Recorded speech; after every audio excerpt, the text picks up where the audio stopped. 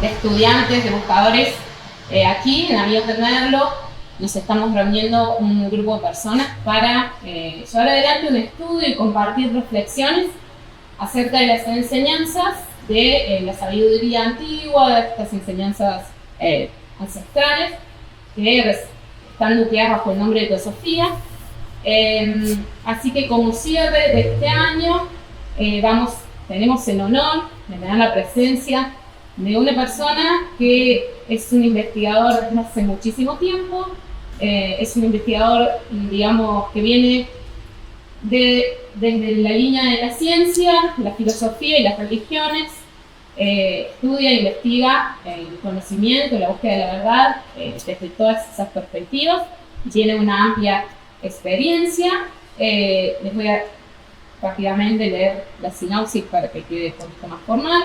Se llama Pablo Sender, es doctor en ciencias biológicas, es argentino, es investigador en ciencia, filosofía y religión y es orador internacional, miembro de la Sociedad Teosófica desde 1996, autor de numerosos libros que hoy están expuestos aquí atrás para cuando ustedes salgan.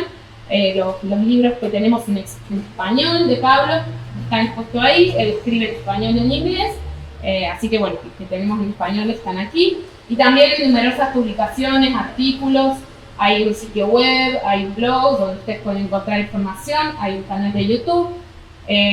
Por su actual residencia y trabajo en Estados Unidos, mucho de su material está en inglés, pero también hay material en español si buscan dentro del canal. Residió en India durante 2 años y luego se radicó en Estados Unidos. Actualmente reside en el Instituto Teosófico de Crotona, en California, y trabaja en educación teosófica. Es director de varios proyectos educativos y viaja por diversos países de todos los continentes, dando seminarios, charlas, cursos, y lo hace también en su lugar de residencia de manera virtual. Bueno, en esta oportunidad tenemos el gusto de tenerlo aquí por cuestiones personales y bueno, no podíamos dejar de aprovechar la oportunidad para que compartiera con nosotros un poquito de sus conocimientos y sabiduría. Así que bueno, muchísimas gracias, Pablo. Al final les contaremos un poquito cómo seguir, si alguien de ustedes está interesado en incorporarse al grupo de estudio, pero bueno, cuando cierre la charla. Muchas gracias. No me quiero olvidar, en primer lugar tendré que haber sido de agradecer el espacio, Amigos de Merlo, que nos brinda esta gran oportunidad de compartir este espacio físico aquí, hoy, así como todos los sábados que nos juntamos a estudiar, en este mismo horario, en la salita del primer piso. Amigos de Merlo siempre está abierto a la comunidad de manera genuina cuando hay un interés por un beneficio común, y eso lo hacemos, digamos, evidente y lo significamos siempre que podemos, así que un gran agradecimiento a este espacio. Bueno, ahora sí. Gracias. ¿Qué tal? No hay problema.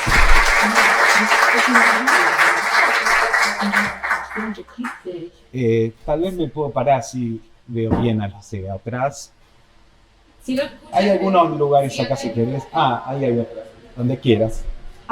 Si vienen por ahí, quieren escuchar. Está bien. Se pueden sentar acá. Pero voy a proyectar la voz así todos lo pueden A lo escuchar. mejor, si molesta el ventilador, vale. Bueno, bienvenidos a todos. Como decía Belén, muchas gracias por venir y compartir este tiempo juntos. Bueno, todo lo que ella describió es lo que hago, pero por supuesto, lo único que importa es cómo somos como personas, ¿no? Y eso no tiene que ver con currículum o lo que hacemos. Y eso es un poco el foco de la Sociedad Teosófica. Tenemos una oportunidad de aprender, pero aprender para transformar nuestras vidas. No simplemente para acumular conocimiento, para dar conferencias. Una persona puede ser un conferencista extraordinario y ser una persona de corazón pobre, ¿no? Entonces, la idea con todas estas actividades que hacemos es tratar de ver cómo podemos crecer. Y la Sociedad Teosófica está basada en la libertad de pensamiento. Entonces, no hay autoridades. Lo que yo les voy a compartir es parte de mi estudio, mi reflexión, mi meditación, mi esfuerzo por aplicar en la vida diaria estas perspectivas, pero nosotros siempre estimulamos a las personas a que traten de entender la vida con sus propios medios. El simplemente adoptar, incluso si supongamos que viene alguien y nos dice la verdad última, el mero hecho de creer en ella, adoptar eso, es bueno, es un primer paso, pero en general lo que descubrimos es que a menos que nosotros mismos veamos esa verdad, no tiene el poder para transformar nuestras vidas. Cuando vemos algo por nosotros mismos, es cuando ese entendimiento comienza a transformar nuestra vida. Y por esta razón en la Sociedad Teosófica siempre tratamos de estimular la búsqueda del pensamiento, el compartir y no el seguir a alguien. Entonces yo les voy a compartir mi perspectiva sobre esto como para estimular su propia búsqueda, para estimular su propia meditación sobre estos temas o contemplación.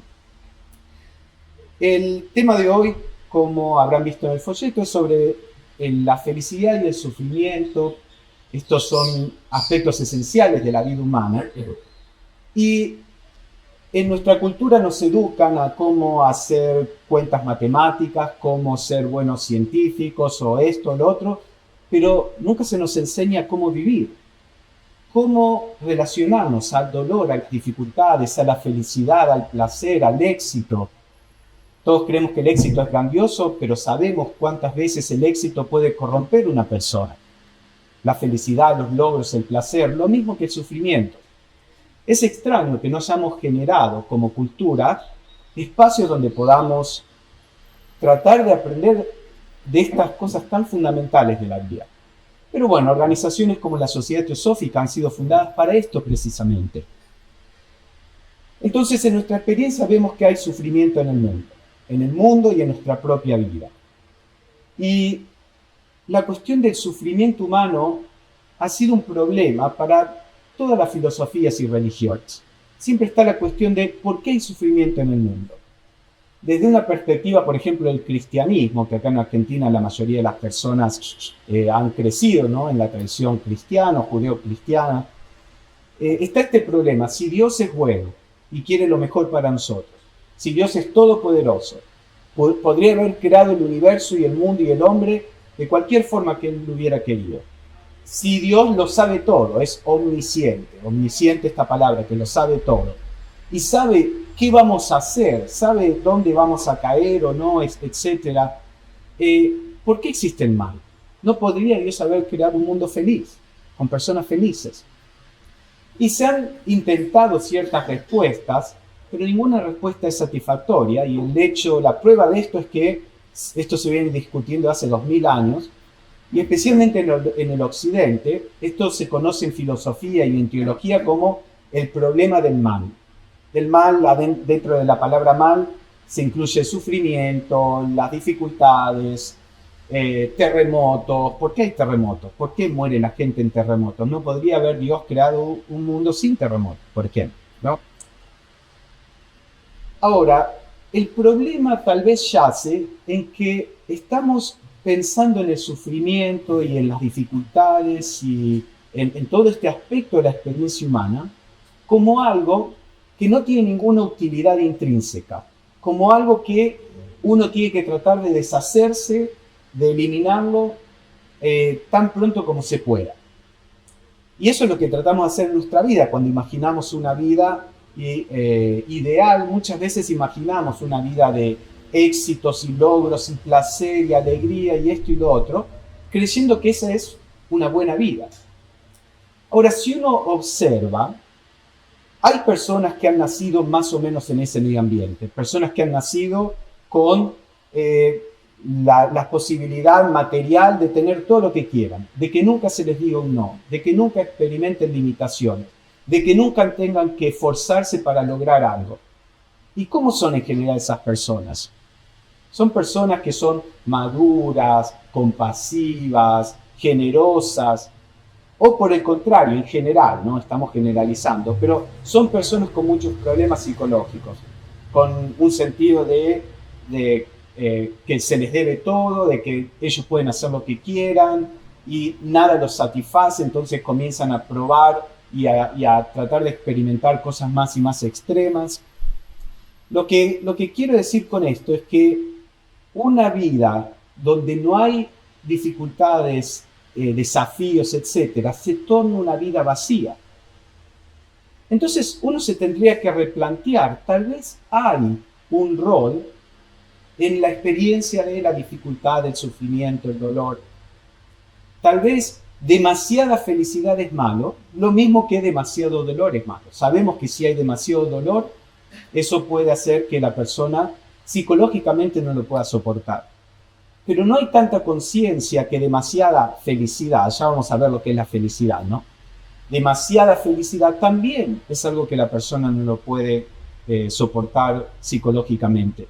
De hecho, en Oriente, en la historia de Buda, todos probablemente conocen al menos un poquito sobre el Buda, una persona iluminada que es la que empezó el budismo, y se dice que cuando nació quien iba a convertirse en Buda como bebé, un astrólogo, él era un príncipe, el papá era un rey, un astrólogo le dijo que este bebé estaba destinado a ser un gran líder, o un líder material o un líder espiritual. Y como el padre no quería que su hijo, el padre quería que su hijo, el príncipe, sea un rey, no quería que sea una persona espiritual, lo que hizo es que en el reino, Siddhartha, que era el nombre de él, su nombre personal, digamos, no viera nunca y no experimentara nunca sufrimiento, que no vea sufrimiento, que no vea vejez, que no vea enfermedad, que no vea limitaciones.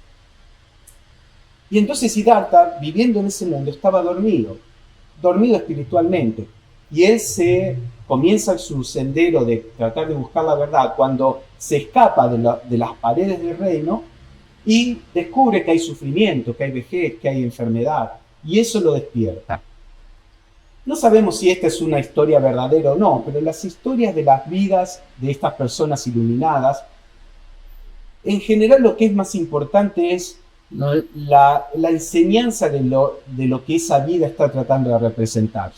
Y la enseñanza aquí es que el placer puede ponernos a dormir y que el sufrimiento puede ayudarnos a despertar. Entonces esto es lo que vamos a ver esta mañana y a tratar de descubrir de qué modo podemos vivir para que todas las experiencias de la vida contribuyan a nuestro crecimiento y el crecimiento de otros. Entonces, en general, cuando hablamos de la felicidad, lo tendemos a relacionar con el placer, con el sentirse bien. Esto es algo que nuestra cultura ha desarrollado, no es una verdad universal. Por ejemplo, Aristóteles decía que la felicidad es ese sentido de haber logrado algo, un sentido de florecimiento, un sentido de como una realización interna que viene al final de un proceso. Uno durante el proceso no lo puede sentir, a veces, tal vez, aquí y allá, pero para él la felicidad era ese sentido de haber hecho algo que valió la pena y que eso naturalmente uno lo experimenta al final. Si tomamos esto como felicidad, vemos que el dolor, las dificultades, el sufrimiento no están excluidos de la felicidad, porque cuando hacemos algo que vale la pena, implica esfuerzo, implica dificultades. Fíjense que cuando uno trata de adquirir algo, y es muy fácil, ¿cuánta satisfacción le da eso? Esto es lo que pasa con personas que nacen en familias con mucho dinero, por ejemplo. La primera generación que genera la riqueza tiende a ser personas que son muy responsables y que aprecian el valor de lo que lograron. La segunda generación, donde esto es normal, no lo valoran, no les da satisfacción, etc. Porque evidentemente hay una necesidad en el ser humano de encontrar un sentido, y el sentido tiene que ver con un logro. Entonces, si lo que están viendo en Estados Unidos es que el tener un sentido de realización y el ser feliz, lo que llamamos ser feliz, que en realidad es el vivir una vida placentera, son dos cosas distintas. Porque ellos hacen encuestas a personas que tienen buen pasar, y le dicen, ¿sos feliz? Sí, soy feliz, porque tengo una casa, tengo un auto, tengo familia, puedo comprarme lo que quiero. Y después le preguntan, ¿tenés un sentido de realización, un sentido de significado en la vida? Y dicen no. Y hay muchas personas que están deprimidas. Entonces, esta es la primera, digamos, prueba que uno puede tener, que el placer no es necesariamente la felicidad. Entonces, ¿qué es la felicidad? El placer es lo opuesto al dolor, pero la felicidad puede ser algo que puede incluir los dos. Ustedes saben, como padre, cuando uno cría a los hijos, eso trae muchísimo trabajo y sacrificio y problemas, también momentos felices y demás. Y si tuvimos la suerte de que podemos criar una familia sana y que son personas buenas, después está ese sentido de haber hecho algo que vale la pena, o cualquier otro ejemplo, ¿no? Estoy poniendo este. Pero eso no quiere decir que haya sido fácil. Sin embargo, uno puede estar muy feliz y satisfecho en ese proceso. Entonces, la idea es que en general relacionamos la felicidad con el placer. Entonces vamos a ver un poco qué es el placer y qué nos puede dar el placer. Hay distintos niveles de placer. Está el placer físico, que el placer físico es lo que experimentamos a través de la comida, del beber, relaciones sexuales, cosas así, ¿no? Meramente físico. Eso, por supuesto, nos da un placer, pero es sumamente momentáneo. Uno come algo que es muy rico y cuánto dura ese placer. Y después, en general, uno tiene que lidiar con las consecuencias si se excede en el placer, ¿no? Porque cuando pensamos que el placer es la felicidad, lo que tratamos es aumentar, multiplicar el placer. Pero mientras más lo multiplicamos, eso nuestro organismo no está preparado para soportar placer infinitamente. Hay un punto en donde el placer comienza a enfermarnos, o la persecución del placer, ¿no? La estimulación. Sabemos, pasa con las drogas, por ejemplo. Una cierta cantidad produce placer en el cuerpo, pero por el organismo del cuerpo, que se producen receptores en las células para esas sustancias, entonces el cuerpo se acostumbra y necesita que siempre haya más y más y más, y eso empieza a destruir el cuerpo. Bueno, eso pasa más o menos con cualquier forma de placer. Pasa con la comida, pasa con el sexo, pasa con cualquier cosa, ¿no? Pero además de eso, además que el placer tiene un límite y después de eso se convierte en algo que no es saludable, es muy transitorio. Y además de eso, ¿cuán satisfactorio es? Lo sabemos, uno puede establecer relaciones con personas basadas en placer y hay una gran diferencia entre el sentido de profundidad de esa relación que está simplemente basada en placer con una relación que está basada en lazos emocionales, por ejemplo, ¿no? Cuando hay una relación donde hay amor, por ejemplo, eso produce una satisfacción más profunda que simplemente una relación que está basada en placer físico. Entonces vemos que hay un nivel de placer emocional, digámosle, que es más profundo que el mero placer físico, que es más duradero, porque si uno realmente ama a otra persona, ese amor puede seguir incluso cuando puede haber momentos que no son placenteros con la pareja, es más duradero.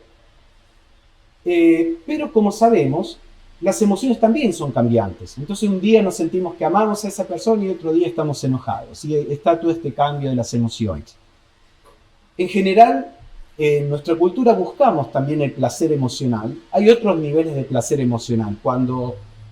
Si uno ama la música, el arte, la belleza, la naturaleza, donde sea, todas estas son formas de placer emocional que son más profundos que el placer físico, como digo, pero que también, si la felicidad es esto, no vamos a encontrar la felicidad duradera en las emociones. Porque, como les digo, las emociones cambian constantemente. También existe un placer intelectual. Está el placer intelectual de entender cosas. ¿Vieron cuando uno no puede entender algo que le está pasando? Hay dolor ahí. Cuando uno lo entiende hay un sentido de placer, un sentido de alegría, un sentido de cierta realización. Las personas que desarrollan su intelecto descubren que hay gran placer incluso en algo tan superficial, digamos, como acumular información. Entonces hay personas que se transforman en enciclopedias andantes porque el acumular información produce placer intelectual. Por supuesto, todo esto para experimentar ese tipo de placer tenemos que desarrollar ese aspecto de nuestra naturaleza. Una persona que está acostumbrado a un modo de vida meramente físico, digamos, no va a encontrar gran placer en la belleza de un amanecer necesariamente. Todas las tipificaciones no, son simplemente generales, ¿no? Pero supongamos, una persona que su placer está simplemente en sensaciones físicas, va a ver un amanecer y no necesariamente va a sentir el placer, qué bello que es esto, las montañas, el paisaje. Pero cuando uno se desarrolla emocionalmente, empieza a ser capaz de sentir el placer de eso. Cuando uno se desarrolla intelectualmente, empieza a sentir el placer del entender. Yo siempre digo que para la sociedad teosófica hay un lema que sería muy bueno, pero ya nos ganaron de mano. Entender cambia la vida, que es de ámbito financiero, algo así, ¿no? Pero no, en el sentido es que hay un placer ahí. Pero también las ideas son limitadas. Las ideas cambian. Ayer creía esto, mañana creo lo otro. Este es el campo del placer. Y en ninguno de estos niveles podemos encontrar una felicidad duradera. Entonces la cuestión es, ¿existe la felicidad duradera?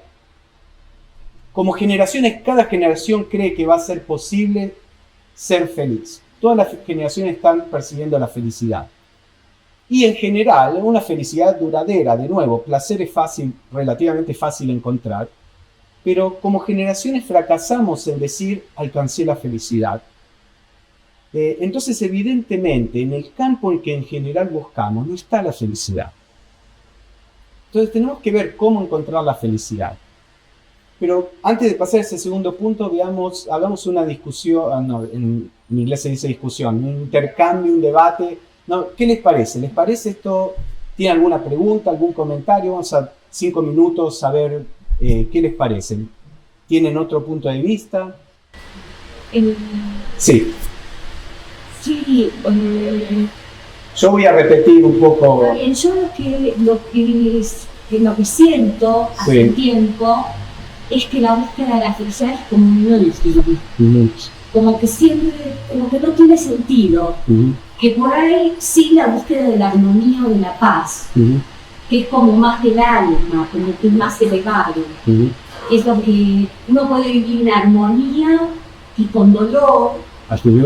Porque sabe que el dolor está enseñando, está purificando, está transformándose. Pero la felicidad es esto que rechaza el dolor, que rechaza lo externo, ¿no? Entonces, como la búsqueda de la felicidad no me termino nunca de convencer, aunque la forma en que vos lo estás presentando es como más elevada. Sí, ahora ya vamos a pasar eso, pero exacto. Ese es un punto importante a tener en cuenta, porque en general lo que llamamos felicidad es lo que estamos diciendo, el sentirme bien, rechazar todo lo que me saque de ese estado de sentirme bien. Y eso no solo que no es posible, sino que en realidad produce el efecto contrario. Porque las personas, cuando uno está concentrado en la búsqueda de la felicidad, lo que sucede es que nos volvemos más y más conscientes de aquello que no nos hace feliz. Mientras más centrados estamos en tratar de ser felices, más resentimos lo que no nos permite ser felices. Entonces esto pasa muchísimo, y esto es algo que los psicólogos que investigan, digamos, la psique humana, la psiquis humana, lo han visto. Mientras más centrados estamos en tratar de ser feliz, menos felices somos.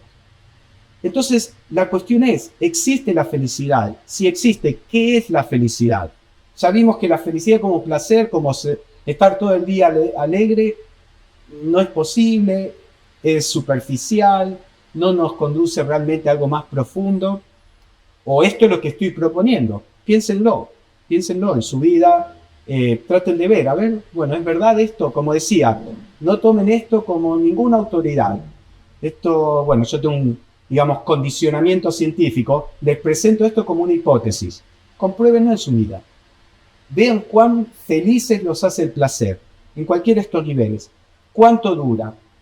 Uno se compra un auto nuevo, está feliz por 2 semanas, 3 semanas, un mes, hasta que se acostumbra, y después una cosa muy pequeña nos hace sentir tristes, y el auto no es capaz de hacerme sentir feliz cuando me pasa esa tontería que me enojó.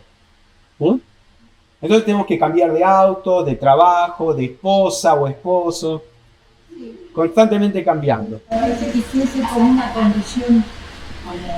condición del alma, una forma de estar en el mundo que haga que uno pueda captar las cosas de forma tranquila, pacífica. Claro. Que no se altere, porque yo pienso que un auto nuevo es un momento de euforia, Claro. y el otro que pasa desagradable, un momento de bajón, digamos, y es como que las aguas se agitan, y que el estado, que fue una situación, no sé, del alma o del espíritu, o de un estado emocional, Sí, sí. que yo diría, la búsqueda sería eso, un estado del ánimo que uno pueda captar, ser un buen receptor de la vida, Claro. poder esperar lo malo y bueno, y poder disfrutar. Claro, por supuesto, no hay ningún... Disfrutar. Sí, lo voy a resumir si no se escuchó atrás. Entonces ella estaba diciendo, el adquirir algo y la euforia que viene de eso, o la tristeza que viene de algunas otras cosas, son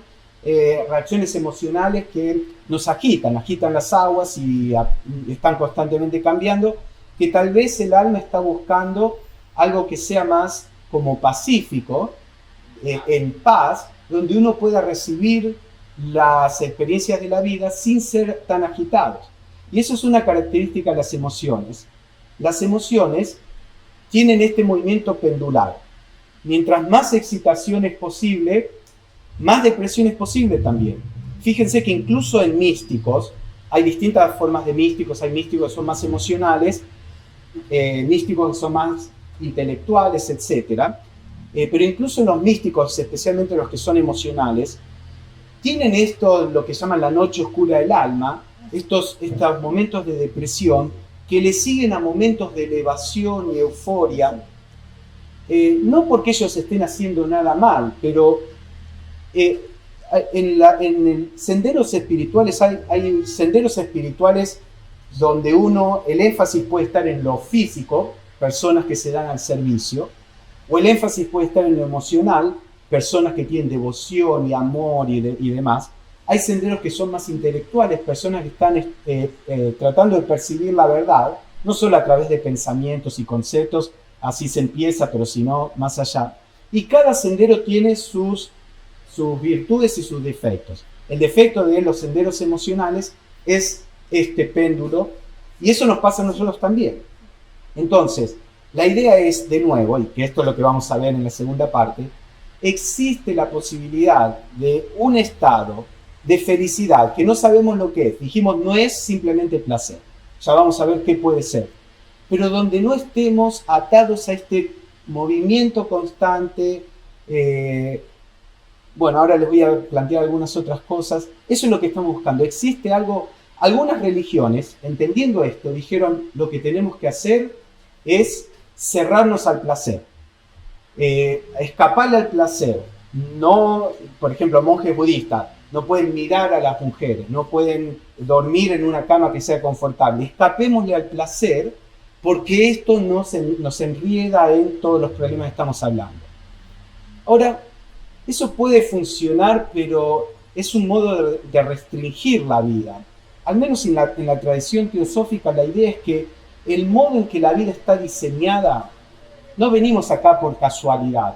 La vida está diseñada para generar el crecimiento interno. Entonces, todas las experiencias de la vida existen para ayudarnos como alma a desarrollar nuestra naturaleza interna, que es lo que vamos a ver en lo que sigue. Entonces, no hay necesidad de escapar de la vida. Uno puede disfrutar del placer. Si alguien me da una comida que está muy rica, no tengo que volverme insensible de modo que no puedo percibir el placer, porque si matan el placer, matan también la empatía. Si matan el placer en el sentido, si matan la habilidad de apreciar el placer, también van a matar la empatía, la habilidad de apreciar emocionalmente al otro. Uno puede generar una insensibilidad, pero también van a poner una pared al amor, van a poner una pared. Esto lo ven algunas personas que no tienen emociones, tampoco tienen emociones positivas, ¿no? Entonces, Si hay un plato que es muy rico, no hay problema en disfrutarlo. El placer no es un problema. El problema es cuando me creo que ese plato me debería hacer feliz. Y cuando quiero repetir ese placer más y más y más. Y cuando voy a la otra semana al restaurante, supónganse, y el plato no es tan rico, y entonces ahí me arruinó la noche. Porque dependo del placer que quería repetir. Y también el problema es que si mi felicidad depende de lo externo, ¿qué pasa? No tenemos control sobre lo externo, tenemos un control muy pequeño. Estamos toda la vida tratando de controlar el medio ambiente, pero no lo podemos controlar. Entonces eso es lo que nos genera un estado de ansiedad, de miedo, porque puede pasar cualquier cosa en la vida. ¿Cómo podemos vivir sanos psicológicamente cuando vivimos en la punta de un abismo? Cuando en cualquier momento algo puede pasar que nos haga infelices. Dale. Un estado de armonía, como para no tener ninguna de esos dos extremos, de felicidad extrema y de tristeza. Entonces, tratar de, no sé, tener un estado más armónico, de armonía o paz, para que ninguna de esas dos extremos nos genere o tristeza o felicidad extrema. Claro. Entonces, la idea de podemos buscar un estado de armonía donde estos extremos no nos saquen de balance, y eso es parte de lo que vamos a ver. Ahora, también tenemos que tener cuidado, hay dos formas de no ser movidos por los extremos. Un estado de armonía muerta, digámosle, y de armonía viva. El estado de armonía muerta es no siento nada. Pero existe un estado de armonía superior, que lo vamos a ver, en donde sentimos, y sentimos incluso más profundamente, pero estamos anclados en un lugar de equilibrio. Entonces, todo lo que sentimos no nos saca de ese estado de armonía. Eso es lo que vamos a ir viendo. Entonces, siempre, ¿viste? En los caminos espirituales a veces se habla de armonía, equilibrio, de desapego, pero tenemos que entender qué es eso. No es el desapego de matar lo que sentimos. Es el desapego de ir más allá de lo que sentimos y tocar algo que es estable, y desde ahí se puede sentir todo, pero desde un punto estable. ¿Alguien había levantado la mano? Sí, ahí después. Y después de estas dos vamos a seguir con el desarrollo del tema. Sí. Observador interno, el despertar del observador interno, para no venir absorbidos por estas ilusiones, ¿no? Que llevan de un lado al otro, que inevitablemente nos van a llevar de un lado al otro, pero están anclados en este observador, en esta regulación que podemos desapegarnos mínimamente, ¿no? Siempre estamos expuestos a esas emociones, ¿no? Y ahí ese observador interno en paz va a ser el que quiere lograr la armonía. Sí, llegar a esa armonía. Seguro, lo vamos a ver. Eso es precisamente, es como estamos en una rueda, y cuando estamos en la parte externa de la rueda estamos constantemente moviéndonos. Pero existe la posibilidad de empezar a encaminarse hacia el centro. Y el centro de la rueda no se mueve. Si uno estuviera en el centro de la rueda, digamos, ahí la rueda se mueve alrededor, todas las experiencias de la vida siguen sucediendo, pero uno está en ese lugar que es eterno, que es estable, porque ese observador que, ¿cómo es tu nombre? Marcela, que Marcela está hablando, las distintas tradiciones le pueden llamar de distintas formas. En general, en las tradiciones no dualistas está la idea del observador, esta conciencia silenciosa. Krishnamurti, si ustedes lo conocen, por ejemplo. La idea es que existe en nosotros, vimos que las sensaciones vienen y van. Entonces, si estamos parados en las sensaciones, estamos constantemente cambiando lo que sentimos. Las emociones también vienen y van. Es parte de la rueda. Si estamos parados en las emociones, estamos constantemente cambiando. Los pensamientos también. Pero existe en nosotros algo que es eterno, algo que es estable, algo que es completo.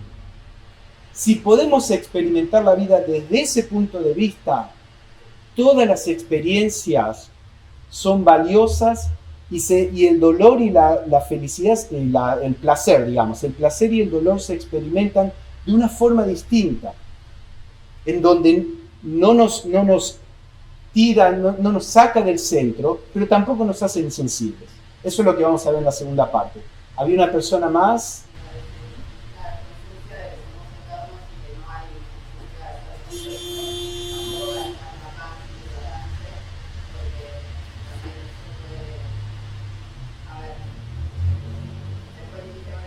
Sí.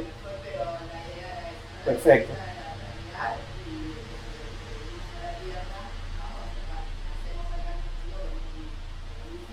Claro.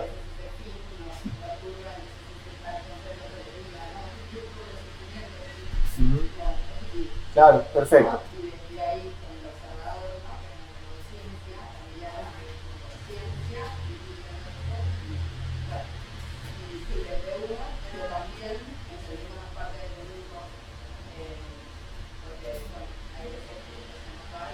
Claro. Esto también es muy importante. Ninguno de nosotros somos individuos aislados. Por lo tanto, nunca vamos a ser felices si esa felicidad no está también abrazando el todo. Porque la única forma en que pueden tratar de ser felices individualmente es cortando toda relación. Y primero, que eso no los va a hacer felices, los va a hacer insensibles. Y segundo, que es imposible. Hoy estamos aquí parados porque la galaxia de Andrómeda existe ahí, porque el Sol está ahí, porque el árbol está ahí, porque si estas cosas faltaran, el planeta no existiría. Estamos aquí porque hay una persona en China que está produciendo algo, estamos todos tan interconectados. Perdón, no puse, es solo agua. No, creo que no hay problema. Bueno. Estamos todos tan conectados, por ejemplo, la jarra, que cualquier movimiento que hacemos afectamos algo. Entonces, esa idea de felicidad aislada no es posible. Entonces, vamos a ver un poco esta cuestión de la felicidad.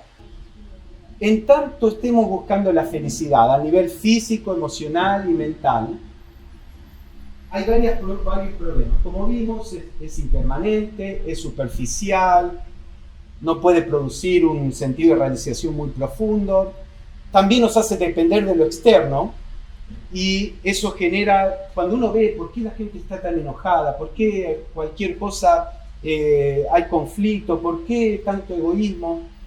Pero es natural, porque como les decía, si dependemos de lo externo para ser felices, tenemos que controlar lo externo y sabemos que no se puede. Entonces vivimos en este estado constante de miedo, de ansiedad, de preocupación, y de todo eso sale el odio, el enojo, la agresión, naturalmente. Entonces, como sociedad no podemos ser una sociedad feliz si toda nuestra búsqueda está en estos niveles. Y lamentablemente, esto es lo que nuestra sociedad nos enseña. ¿Querés ser feliz?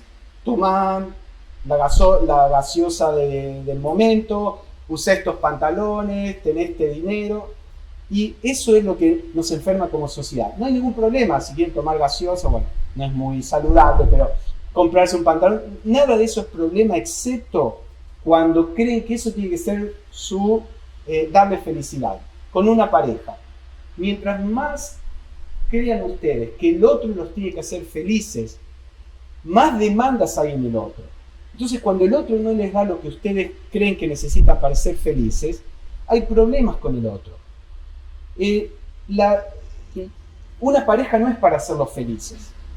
Una pareja es para disfrutar el amor conjunto, pero tenemos que aprender a descubrir la felicidad interna. Krishnamurti, que fue un filósofo o un instructor espiritual de la India, él está conectado con la sociedad teosófica, pero bueno, no quiero dar la historia porque nos vamos a ir de tema. Él decía, nunca hagas nada para ser feliz. Primero sé feliz y después hacer cualquier cosa. Porque cuando hacemos algo para ser feliz, estoy usando ese otro como un objeto para mi beneficio. Y el problema es que cuando ese objeto no responde a lo que yo quiero, ahí aparece la frustración. En cambio, si uno encuentra esa felicidad interna, por supuesto que va mal. Y por supuesto que va mal a las personas y puede estar en pareja si quiere, pero la pareja no es para hacerme feliz, sino al contrario, es para compartir la felicidad que uno tiene, compartir el amor, vivir juntos. Entonces, ven, cuando uno busca la felicidad de algo externo, convierte al otro o a lo otro en un mecanismo de, como decía el gran filósofo occidental Arjona, no te enamoraste de mí, sino de ti cuando estás conmigo, algo así, ¿no? Meditaciones de años de Arjona para llegar a esto, seguro. Bueno, entonces, lo que propone la tradición teosófica y todas las tradiciones espirituales serias es que existe en nuestra naturaleza más interna un aspecto que, esta naturaleza espiritual, digámosle, un aspecto que es eterno. Imagínense si ustedes supieran que son eternos. Imaginémoslo con el cuerpo físico, porque en general nos identificamos con él. Imaginen que supieran que el cuerpo físico es eterno y que va a estar sano y saludable y todo. ¿Cómo sería su vida? ¿De cuántas cosas no se preocuparía? Ahora, imagínense que su cuerpo nunca se enferma, no tiene necesidades, no siente hambre, no siente sed, pueden comer, pueden beber para disfrutarlo, pero no tienen la necesidad, nunca se enferma. Imagínense que no puede ser lastimado, como Superman. Van ahí, las balas vienen, no pasa nada. ¿Cómo sería su vida si supieran que ustedes son así? Imagínense que pueden estar conectados con todo y con todas las personas que aman. Constantemente, están en la presencia constante de todo lo que aman. Imagínense que hubiera teletransportación. Piensen en alguien que aman y están con esa persona. En cualquier país que vivan. ¿Cómo sería su vida? Imagínense que tuvieran una sabiduría donde pueden comprender todo lo que sucede, el sentido de las situaciones, de la vida, donde no hay dudas, no hay esta incertidumbre. ¿Cómo vivirían? Bueno, eso es lo que ustedes son realmente como almas. Eso es lo que todos nosotros realmente somos como almas. Por eso, como almas, nosotros vivimos en un estado de felicidad intrínseco. Una felicidad que no es excitación, como dijimos. Una felicidad que viene de la conciencia de eternidad, de la comunión y unión con todo, de un constante sentido interno de estar completos. Si se fijan, todos los problemas que ustedes y yo tenemos no son nuestros problemas como alma. Es el problema del cuerpo físico. El cuerpo físico se enferma, esto, lo otro, necesitamos vestirlo, alimentarlo. Como almas no tenemos que hacer nada de eso. Sus emociones son las que se pueden sentir separadas, aisladas, enojadas, en conflicto. Como almas estamos en perfecta armonía y conexión con todo. Su mente puede estar preocupada y las ideas pueden, uno puede discutir y qué sé yo. Como alma entendemos todo perfectamente, no hay desacuerdo. Entonces, todos los problemas que tenemos no son nuestros, son de estos cuerpos que como almas venimos y encarnamos y utilizamos durante un periodo muy corto y después vivimos, de acuerdo a la tradición teosófica, por un largo tiempo nuestra verdadera naturaleza en este sentido de completa armonía. Entonces, si queremos encontrar la felicidad, tenemos que descubrir quiénes somos. No solo intelectualmente. Intelectualmente es lo primero. Yo fui a la universidad, antes que me mandaran al laboratorio, tuve que aprender la teoría. Y después fui al laboratorio y podía hacer la parte práctica. Entonces, con el autoconocimiento también es necesario tener cierto conocimiento teórico, porque crecemos en un mundo que nos dice lo contrario de lo que es, que nos dice sos el cuerpo, son las emociones, solo vivís y sentís, tenés emociones, pasiones. Eso es lo que creemos que somos. Entonces, uno tiene que primero aprender lo que aquellas personas que descubrieron la verdad en las distintas tradiciones nos dicen qué es lo que experimentaron. Y a medida que uno puede reformar la idea de lo que creemos que somos, hay que empezar a buscar y descubrir, experimentar ese aspecto interno. Entonces, a medida que uno va experimentando como un estado de conciencia, siéntense, dejen que el cuerpo se aquiete, las sensaciones se aquieten, las emociones, que los pensamientos se aquieten. Todo esto requiere cierto entrenamiento porque nuestra mente está constantemente estimulada. Pero después de un poco de práctica, por unos segundos la mente se puede calmar y experimenten qué significa ser cuando no hay pensamientos, emociones y sensaciones. Al principio uno dice, es la nada, no hay nada ahí. Entonces yo te pregunto, ¿vos desapareciste cuando no hay pensamientos, no hay memoria, no hay emociones, no hay sensaciones? ¿Desapareciste? No, yo estoy ahí. Bueno, ¿quién sos? ¿Quién sos cuando no hay pensamientos, emociones y sensaciones? Y a medida que buscamos internamente esto, empezamos a descubrir que hay en nosotros un estado de conciencia en silencio que está siempre en armonía, que es siempre estable.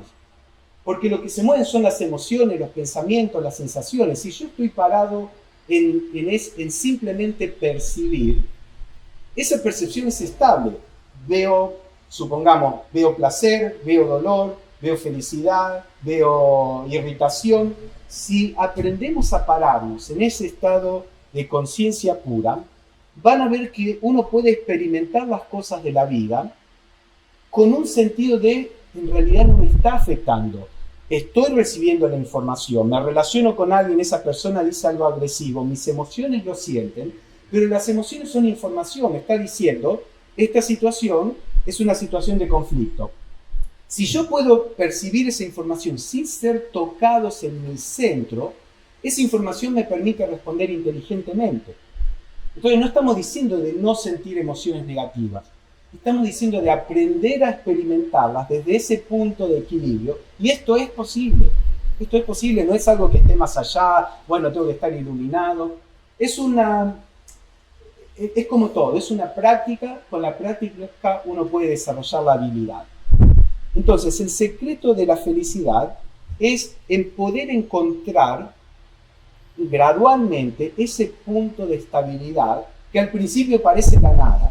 ¿Vieron la historia de Platón? No sé si conocen la historia de la caverna de Platón. Les digo brevemente, había gente que había nacido en una caverna que estaba oscura, estaban encadenados, ellos solo podían ver la pared de la caverna. Y atrás había un fuego y personas que se movían atrás y el fuego proyectaba las sombras en la pared. Y esta gente toda su vida vio las sombras, no sabía lo que era el mundo real. Un día uno se puede liberar, la caverna está un poco abajo, sube, sale a la superficie y lo primero que pasa es que la persona, cuando ve el sol y la luz, se enceguece, no puede ver nada. Entonces ahí la persona podría decir, si este es el mundo real, es peor que la caverna. En la caverna yo veía sombras al menos, ahora no veo nada, estoy enceguecido. Pero con el tiempo, los ojos se acostumbran y uno empieza a ver la vida real. Cuando en esta exploración interna comenzamos a ir más allá de las emociones, los pensamientos, las sensaciones, al principio estamos como enceguecidos. No porque no haya nada, sino porque hay demasiado. Entonces, cuando ustedes comienzan a experimentar esto, a veces da miedo, porque parece un vacío, parece silencio, oscuridad, pero si ustedes pueden dejar que su conciencia se acostumbre a eso, van a descubrir la profunda paz y armonía y estabilidad y sentido de estar completo, de no necesitar cosas de afuera, que uno va experimentando ahí. Y lejos de hacernos egoístas, cuando uno no necesita nada, tiene todo para darlo. Uno se hace egoísta cuando no necesita nada porque se hace insensible. Pero cuando uno no necesita nada porque descubre que tiene todo internamente, ese todo rebalsa y uno da amor y uno da generoso, etc. Entonces, el último punto, y con esto terminamos y podemos hacer otro intercambio, es ¿cuál es el rol del dolor? El dolor es nuestro mejor guía para encontrar esto. Porque el mundo del placer es como un laberinto. Y estamos en ese laberinto constantemente abriendo puertas que nos dirigen a otra parte del laberinto. Y en general tenemos alguien que viene con nosotros que es el dolor, que lo estamos empujando, no lo queremos ver, no lo queremos escuchar. Pero el dolor en realidad nos está diciendo, en esta puerta no está la felicidad. En esta puerta no está la felicidad. Porque ¿qué es el dolor? Es cuando algo que estamos haciendo no nos conduce a la felicidad. Entonces, cuando yo creo que mi trabajo, mi pareja, el dinero, las posesiones me van a hacer feliz y eso me frustra, ese es el dolor, que en realidad es un guía que me dice, ¿sabes por qué? porque esa no es la puerta de la felicidad.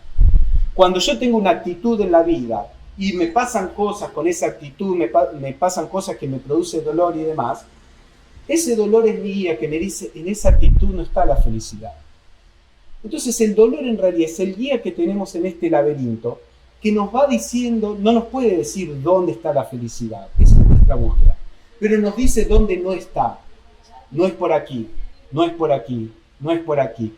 Y si aprendemos a escuchar al dolor, a escuchar la frustración y a entender, a ver, ¿por qué la felicidad no está por aquí? Si siento dolor, es que estoy abriendo una puerta que no es la correcta. Tal vez es simplemente que tengo muchas expectativas de cómo una persona podría ser y me frustro. Entonces el dolor me dice, la felicidad no está en querer que el otro sea de cierta manera y en tratar de forzar al otro que sea de cierta manera. O tal vez tengo dolor porque no puedo alcanzar cierta cosa que me parece que me va a hacer feliz. Y el dolor me dice, no, eso no te va a hacer feliz. Probalo si querés, porque uno a veces tiene que experimentarlo. Pero cuando lo adquieras y no te da feliz, aprende de eso. No sigas diciendo, bueno, no era la persona exacta. Si la persona fuera distinta, déjame que me busque otra esposa, como decía, que sea mejor para que me haga feliz. Y no va a funcionar. Y otra que sea mejor. No, la otra persona no es para hacerte feliz. Sé feliz, encontrar la felicidad interna y vas a poder vivir en amor con la otra persona.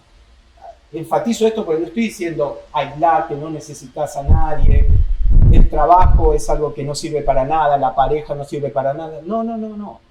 Estas cosas no sirven para hacerte feliz, no es su propósito. Pero si ustedes pueden encontrar esa felicidad interna, todo se transforma en una expresión de amor, en una expresión de compartir, en una expresión de vivir juntos. Entonces, el alma liberada, cuando sale del laberinto porque sigue al dolor, a la guía del dolor, incluso allí el dolor continúa como una guía. Ya no personal, porque el alma liberada descubrió su verdadera naturaleza, no hay posibilidades de dolor, excepto el dolor ajeno.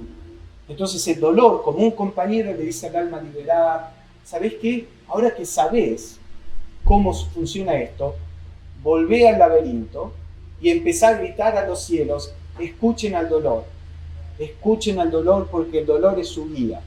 No traten de escaparle, no traten de acallarlo, traten de colaborar con él. Y si colaboran con él, traten de aprender por qué el dolor nos está diciendo no es por acá.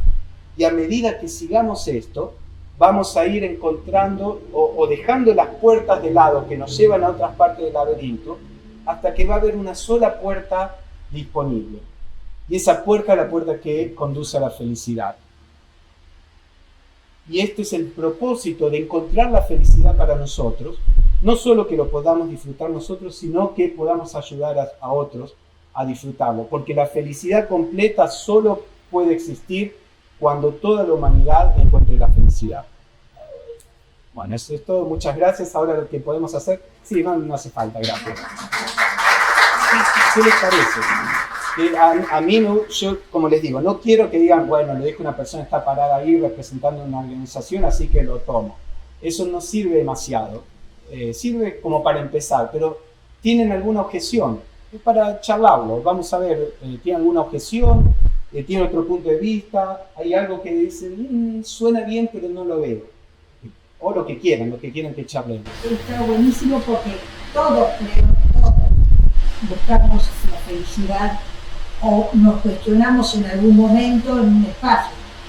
También hay tanto temor que por sí la finitud es algo aterrador.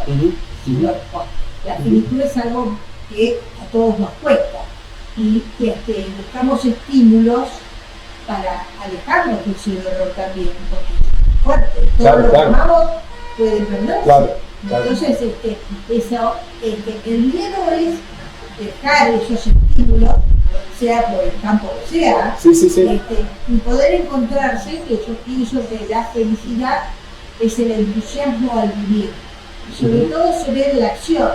A veces hay un famoso video hasta de Picasso pintando, que se ve el rostro de Picasso en vidrio, se ve del otro lado. Y cuando uno ve la acción de alguien en la producción, pues Sí, en este sí. caso todos producimos de alguna manera, Sí, sí, claro, claro. ¿no? Sí. Pero cuando uno ve la expresión, es como ver el alma en su plena actividad. Claro. Ese instante del entusiasmo y la gloria Claro, de, claro. de ese instante. Que todos seamos capaces de ser un De expresar nuestra verdadera naturaleza. Eso es lo que Eso sucede. salga, Claro, ¿no? de expresarlo. Claro. De hecho, Aristóteles decía eso, la felicidad viene, ¿por qué la definía de ese modo? Viene porque cuando podemos expresar algo de lo que verdaderamente somos, que en algunas personas se van a manifestar en el arte, Sí. en ser un buen padre o madre, claro, lo que sea. La expresión de lo que somos es lo que produce felicidad. Sí. Pero en el modo en que vivimos, estamos constantemente bloqueando lo que somos.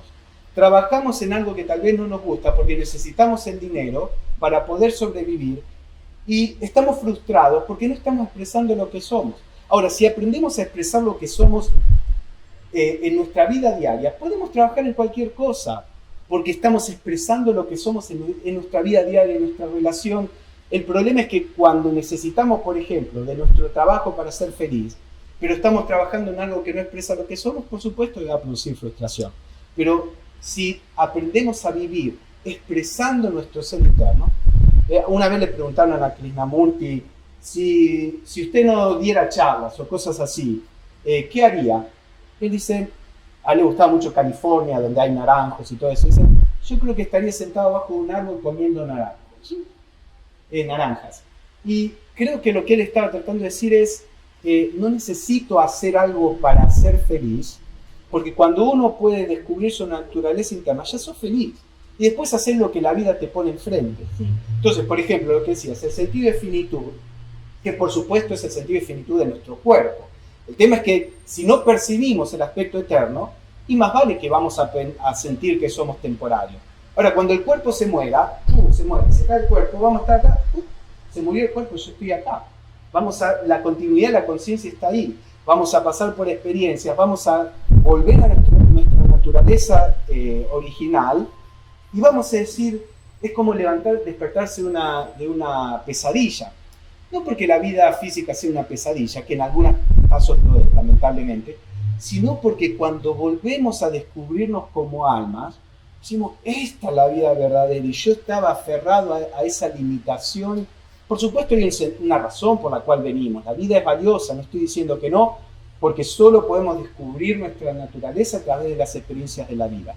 Pero digo que cuando uno descubre su verdadera naturaleza, se termina el apego a la vida y el miedo a la muerte y todo esto, lo que no significa que despreciemos la vida. Entonces, de nuevo, todo esto existe y es real, pero a medida que vamos contactándonos, experimentando esa naturaleza interna, naturalmente lo otro va disminuyendo.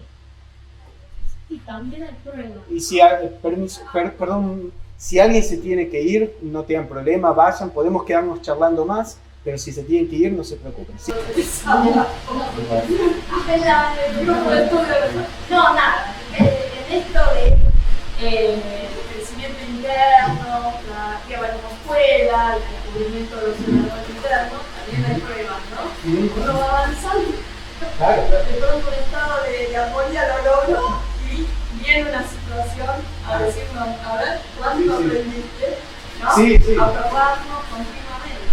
todo esto, lo que pasa es que a veces uno espera que la vida sea más mecánica lo que es y le parece, bueno, me pongo a practicar meditación y es una línea recta que va a ir así, voy a ir cada vez mejor en la meditación.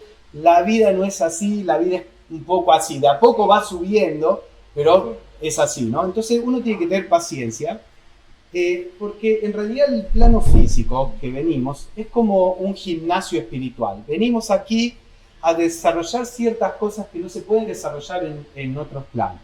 Es en este plano de separación, en este plano de limitación, donde podemos desarrollar ciertas cosas. Pero ese desarrollo es un desarrollo, lo que estamos haciendo, ya somos entidades espirituales como almas, pero nos estamos convirtiendo en lo que los antiguos le llamaban como dioses, no en el sentido de Dios todopoderoso, sino de entidades espirituales que tienen sabiduría, que tienen poder, que tienen la habilidad de ayudar a la naturaleza para que el universo se desarrolle. Entonces, este objetivo tan inmenso, uno no puede esperar que se pueda lograr con, a veces en la charla me dice una persona, hace 3 meses estoy meditando y todavía no puedo quedarme en silencio. Y, ay, si pudiera quedarte en silencio en 3 meses, yo me pongo a tus pies y decirme cómo hiciste.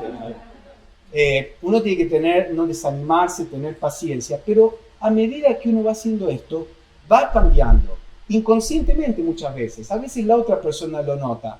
Mira, te estás haciendo menos problema por las cosas. Mira, uno por ahí no se da cuenta, pero uno va cambiando, pero tiene que ser paciente, sí. Sí. Juega la aceptación en todo esto. La aceptación de lo que es, ¿no? Sí. No, absolutamente. Eso es parte. Uno no puede aceptar lo que es cuando le está demandando a lo que es algo en particular. ¿Sí? Entonces, cuando uno no tiene demandas, uno acepta lo que es. Cuando uno puede aceptar a la otra persona como es, uno lo acepta como es. Es decir, uno siempre puede hablar si uno quiere que todos crezcamos. Si estamos en una relación, uno siempre puede conversarlo. Pero esencialmente, cuando uno no tiene no está demandando del otro, entonces es fácil aceptar lo que es. Y la aceptación de lo que es, en inglés hay una frase que dice, o tenés razón o sos feliz. Y, viste, en una discusión, por ejemplo, ¿qué querés? ¿Tener razón o ser feliz? Acá también está algo así, bueno, muy bien. Entonces, la idea es que cuando uno puede aceptar lo que es externamente, uno es feliz porque no está demandando del otro. Pero es muy difícil aceptar las cosas como son cuando estoy esperando que lo que es sea distinto. Entonces eso es esencial, esa es parte de una práctica. Una de las prácticas es, vayan, por ejemplo, esta semana, vayan durante el día pensando que todo lo que pasa, incluso las cosas difíciles, se les pincha una goma o cosas así, imaginen, por ejemplo, les digo otro ejemplo antes de darle este ejemplo. Imaginen que alguien viene, les clava un cuchillo acá, les abre acá, ¿viste? Es una tragedia, van a la policía y todo, pero si están en un hospital y necesitan una operación y el que opera les abre de la misma forma que el otro, esto es algo que lo viven como algo bueno para ustedes. La diferencia es que en un caso creemos que esa herida nos está ayudando a ser más sano y en el otro caso creemos que la herida es una agresión. Bueno, la vida es así. Toda agresión es una sanación. Toda agresión es la vida como este doctor o doctora, tal vez compasiva, digamos, que nos está tratando de curar.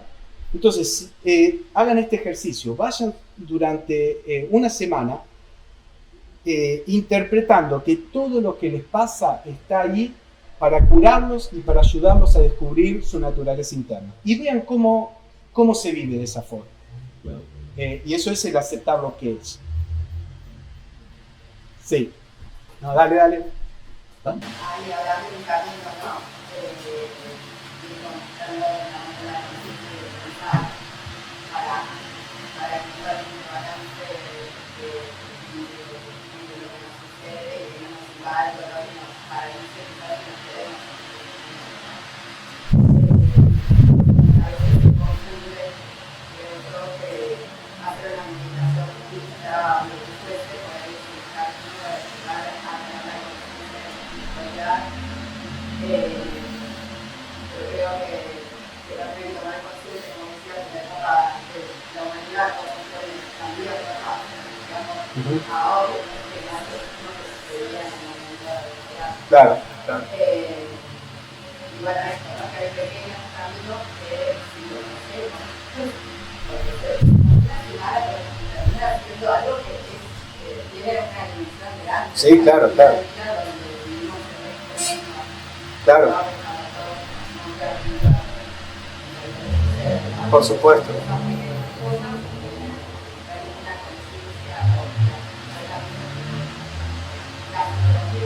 Sí.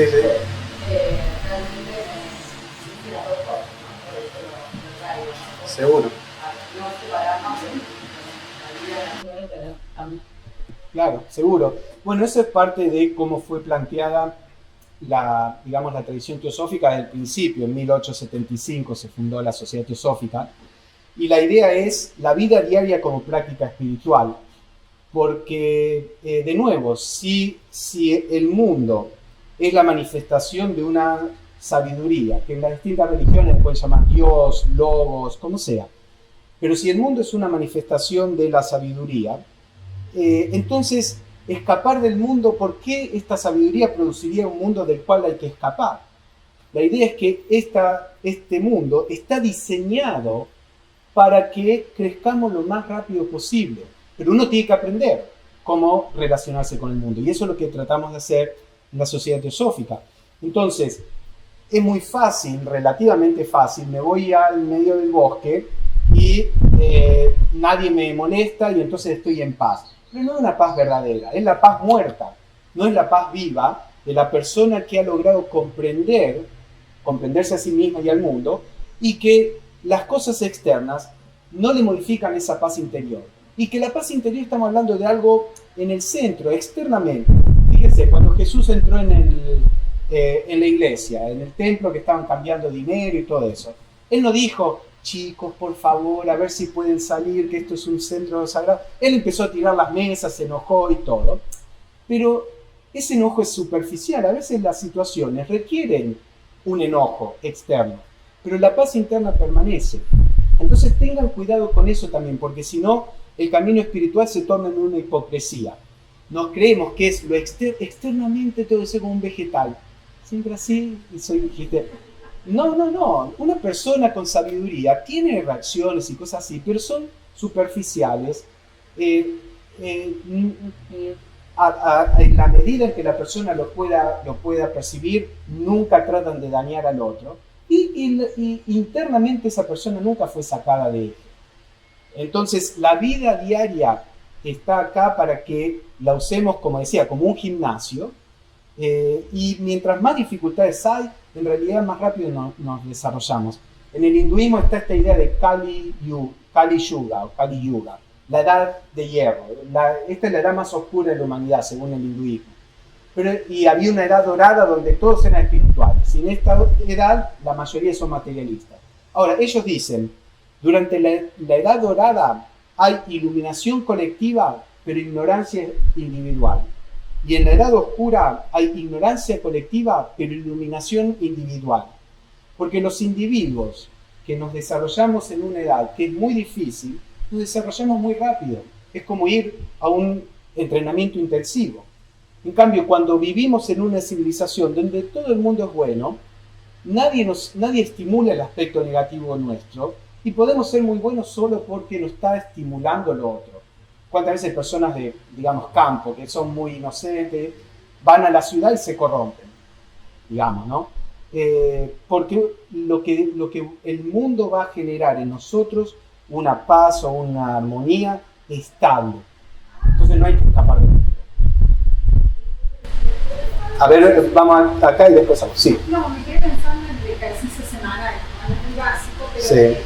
a mí me pasa que por ahí una experiencia con mi pareja o en el ámbito laboral, puedo tratar con esfuerzo de reflexionar y buscar enseñanza, pero en algo muy eventual, como lo que vos nombraste de la herida, un acto delictivo o algo totalmente externo a mi experiencia, no puedo encontrarle ese sentido como para mantener mi armonía y no enojarme y no ir contra en la situación del maicón, ir contra. Sí. Y son las situaciones que más nos sacan de nuestro autoconocimiento, de nuestra conciencia. Sí.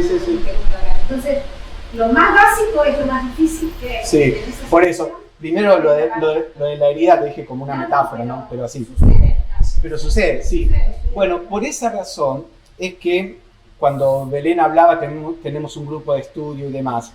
Es de estudio no para transformarnos en eruditos o cosas así, sino porque nuestras reacciones a la vida dependen de cuál es la historia que nuestra mente nos dice sobre las situaciones.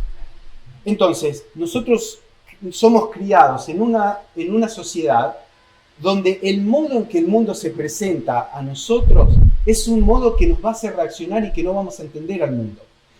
Por eso es importante estudiar lo que han dicho personas sabias de las distintas tradiciones. En la Sociedad Teosófica, uno de nuestros objetivos es hacer un estudio comparado de las distintas filosofías, religiones y ciencias.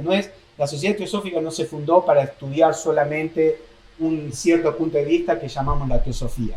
Hay un punto de vista teosófico, pero que no decimos este es el único o el mejor.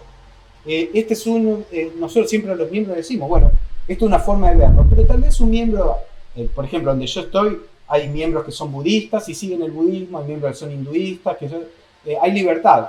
Entonces, lo que digo es que cuando uno estudia lo que personas que son sabias nos describen cómo es el mundo, eso nos ayuda a empezar a reinterpretar la vida, y eso es lo que te permite entender cómo algo que parece simplemente una agresión te puede estar ayudando. Entonces, esto, mirad, puedo dar un curso de 3 semanas hablando de cómo estas cosas nos ayudan a vivir. Por supuesto no tenemos tiempo acá, pero por eso es importante el gradualmente desarrollar un entendimiento distinto de la vida. Hoy por hoy, en la espiritualidad tendemos a desarrollar lo que llama una tecnología de la espiritualidad. Un grupo de técnicas, viene una persona y te dice, respirá de este modo y te vas a liberar. Decí este mantra y te vas a liberar. Ponete en esta postura y te visualiza este color. Todas esas cosas son útiles, pero en realidad no es tan fácil, si no ya estaríamos todos iluminados. Lo que se requiere es que vos podés usar esas cosas como ayudas, pero se requiere que entendamos la vida distinto. Y para eso, parte de la actividad es el estudio, no el estudio solo, eso no te va a llevar a nada. Entonces, cuando entendés la vida distintos, entendés cómo eso te está ayudando. Y cuando entendés, podés colaborar con eso, podés colaborar con el problema, para que el dolor realmente vos maximizás el beneficio del dolor. Ahora, con esto no estamos diciendo, hay algunas religiones que descubrieron, el dolor es buenísimo. Bueno, vamos a flagelarnos. Es verdad que el dolor te purifica, el dolor tiene muchas funciones, pero eso es irse al otro extremo. La vida te trae la medida de dolor y de felicidad o de placer que son necesarias. No hace falta que uno se trate de producir dolor. Entonces, no estamos tratando de glorificar el dolor. Claro, pero cuando el dolor es necesario, aprovechenlo.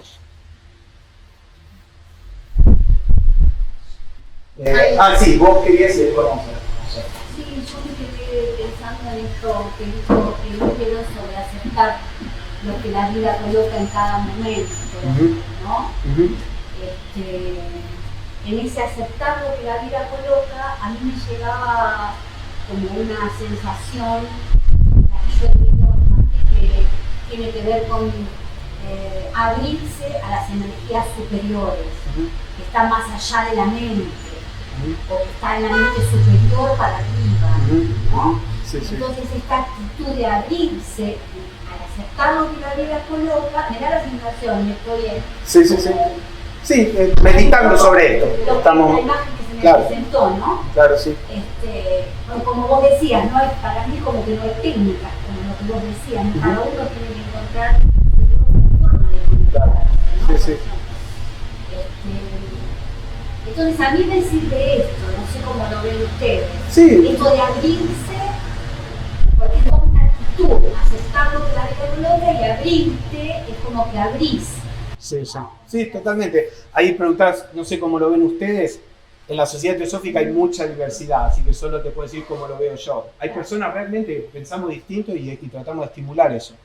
Yo estoy de acuerdo. Yo creo que las técnicas pueden ser útiles. Yo, durante los años que he estado en esto, he probado con distintas técnicas y uno va encontrando algunas cosas que le son útiles a uno, pero puede que no sean útiles a otra persona.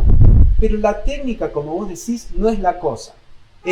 Ninguna técnica repetida mecánicamente va a producir demasiado. Entonces, la espiritualidad es mucho más viva que eso. Entonces uno puede probar. Hay gente que le gusta la técnica, le da una estructura, otra gente que le parece una cosa de ¿por qué tengo que hacer esto? Encuentren su camino. Pero sí, precisamente lo que tenemos que hacer es encontrar el modo en que podamos vivir desde ese punto de vista. Por ejemplo, en este momento, ustedes me están escuchando a mí. ¿Pueden escucharme y ser conscientes de su cuerpo, cómo está sentado en la silla? Es que se puede extender esa conciencia. Ustedes no dejaron de escucharme a mí para sentir su cuerpo. Pueden hacer las dos cosas. Uno puede empezar a trabajar en eso. Cuando voy en la vida diaria, voy a tratar de estar consciente de qué hago con mi cuerpo, los movimientos de mi cuerpo, el sonido de mi voz, me escucho a mí mismo, escucho a los otros también, por supuesto. Después uno puede extender esa conciencia, esa atención a las emociones. Entonces uno se da cuenta en una situación cuando una emoción se dispara, y cuando uno es consciente de eso, tiene la posibilidad de elegir si dejar que esa emoción se desarrolle o si tratar de redirigir esa energía. Después podemos extender esa conciencia a lo que están pensando. Ahora estoy diciendo algo y su mente está diciendo algo. Sí, no, mirá. Entonces, me pueden escuchar a mí y también pueden tener conciencia de lo que la mente dice. Y después, a medida que vamos desarrollando esta conciencia, uno puede permanecer con una conciencia de ese silencio que está observando en la vida diaria. Y eso es como abrimos la puerta a las energías superiores. Porque a veces parece que, bueno, si tengo que estar en una conciencia silenciosa, no puedo estar en el mundo. Con el mundo tengo que actuar, tengo que pensar, tengo que responder. Por eso muchas religiones se van del mundo. No, tengo que rezar, tengo que meditar, porque cerrando el mundo puedo estar consciente de esta parte silenciosa. No es necesario. Es más fácil, pero produce menos desarrollo. En la vida diaria había un monje zen que decía, sí, en los monasterios uno puede tener estos insights, estas iluminaciones, pero las iluminaciones que se tienen en el mundo son mucho más profundas. Entonces, tenemos que aprender a ir en la vida diaria conectados con lo superior. Y de nuevo, por ejemplo, no es que uno tiene que estar atento las 24 horas del día. Yo tengo en mi teléfono una alarma, cada hora suena la alarma y traigo mi mente a lo que estoy trabajando en ese momento. Por 10 segundos, y después sigo con lo que estoy haciendo. Y la alarma suena de nuevo. Hoy tenemos herramientas que nos ayudan a recordarlo. Y a medida que practican, eso se va tornando en algo automático. Entonces, por ejemplo, voy al supermercado. No me quiero dar de ejemplo para nada. Yo tengo kilómetros hasta llegar a algo a nada que sea importante. Soy como uno de ustedes. Pero he visto esto. Que, por ejemplo, estoy en el supermercado, estoy comprando algo, no estoy prestando atención en particular. Pero algo pasa que genera un pensamiento negativo o una emoción negativa. Suponete alguien pasa vestido de un modo que a mi mente le parece ridículo. Y la mente dice, qué ridículo eso. Inmediatamente la conciencia viene y me doy cuenta de lo que estoy pensando. Y digo, ¿por qué? La persona es libre de vestirse cuando quiera. En realidad, estoy inventando un ejemplo, ¿no? Y ahí lo dejo el pensamiento, no me engancho con eso. Y sigo comprando, y después me olvido. No es que estoy tratando de estar todo el día así, pero con la práctica se va generando esa conciencia de fondo que cuando es necesaria viene. Cuando algo nos hace reaccionar, viene. Y te da la libertad de elegir. Al principio viene al final de la reacción. Pero eso es un paso adelante. Después viene en el medio de la reacción. Pero cuando está en el medio de la reacción tiene su propia fuerza y no poder. Después viene al principio y te das cuenta, pero igual caes en la reacción. Y después, cuando te acostumbras a que venga al principio, te das cuenta, acá es donde puedo frenar. Cuando veo que hay una reacción que va a aparecer, que todavía no es fuerte, acá es cuando puedo decir, no, soltar. Todo esto viene con práctica. Y después, como les digo, después se dan cuenta. Al principio uno tiene que hacer esfuerzo, pero después es muy relajado, porque cuando te das cuenta que no son las reacciones, es como que uno va surfeando. Hay reacciones que uno las puede dejar, pero si pasan cierto nivel, ahí uno puede intervenir. Pero tampoco es que seamos robots. Hay reacciones normales, uno las puede dejar, es como un estado de relajación interna donde vas dejando, pero tal vez como un caballo. Vas manejando un caballo, cuando el caballo va haciéndolo dejar, cuando hay algo que tenés que redirigir, ahí aplicás tu inteligencia, tu voluntad, suavemente y redirigís. Bueno, yo creo que podemos... vos querías decir algo y después podemos cerrar, que ya se... mi percepción era el hecho de decir, bueno, puedo sufrir un escalón cuando me di cuenta que Dios no existe, la felicidad no existe, el amor no existe, la libertad no existe. Cuando tengo la conciencia de que yo puedo crear la felicidad, cuando yo puedo crear el concepto de Dios, cuando puedo crear el concepto de libertad, creo que lo maravilloso de todo eso es llegar a ese momento de evolución, iluminación o superación cuando nos damos cuenta de que todo eso no existe y que sale de mí la posibilidad de crear. Claro, porque en general todos esos son conceptos impuestos en nosotros. Esto es Dios, esto es la felicidad, esto es todo, etc. Pasar de creer Claro. a crear. Claro, ahora cuando uno empieza a hacer eso, se da cuenta, porque no me quiero ir en temas mucho más profundos, pero nuestra inteligencia es la inteligencia de lo divino. En la tradición teosófica, como nosotras, los griegos y demás, la idea es que en general en Occidente tendemos a pensar Dios está allá y nosotros somos separados. El creador lo crea. Hay tradiciones en donde la idea es que toda inteligencia en el mundo, toda inteligencia es la inteligencia de lo divino, llamémosle como lo llamamos. La inteligencia que vemos en la naturaleza es la inteligencia de lo divino, del logos. Los griegos le llamaban logos, que significa inteligencia o en palabras. La inteligencia que yo veo es divina. En realidad es la inteligencia divina que está manifestándose en este cerebro. El cerebro tiene experiencias, memorias y demás, pero la inteligencia esencial es la inteligencia divina. Y como yo soy la inteligencia, yo soy lo divino, cada uno de nosotros. Entonces, cuando uno se da cuenta que puede crear, digamos, qué es Dios, qué es la felicidad de todo, lo que estamos haciendo en realidad es el descubrir qué es la verdad, qué es la felicidad de lo divino. Y eso es un acto de creación, porque lo divino está constantemente emanando. La creación no pasó al principio y ahora ya. Lo divino está constantemente emanando, por así decirlo, es muy difícil explicar en palabras, lo real. Y nosotros podemos convertirnos en co-creadores en ese sentido. Pero cuando decimos nosotros, me refiero al alma, porque nosotros como personalidades, una nueva era esta idea así, con nuestra mente creamos y todo, y por supuesto que en cierta medida lo hacemos, pero en realidad es muy limitado. Y nuestro verdadero poder de crear un mundo distinto es cuando somos conscientes de nuestra naturaleza espiritual. Si no es el egocentrismo, yo puedo crear lo que quiero, o creo plata en el piso si no me quiero meter en eso, es todo un tema. Pero viste Jesús, ¿cuál fue la tentación de Jesús en el desierto? Vos sos divino, estás ayunando, ¿por qué no transformás las piedras en pan? Vos sos divino, sos eterno, ¿por qué no te tirás de la quinta de la iglesia, de te caes y los ángeles te van a salvar? Y él, porque había realizado su naturaleza divina, lo podía hacer. Pero está el problema del egocentrismo. Cuando uno usa los poderes creativos divinos de una forma para beneficio personal únicamente, estás entrando en el terreno de lo que el cristianismo le llama el diablo, Satán o cosas así. Hay toda una moralidad de la creación, hay toda una moralidad de la naturaleza divina, pero bueno, no nos podemos, lo pueden discutir en el grupo con los chicos después. Bueno, muchas gracias a todos, gracias por su atención.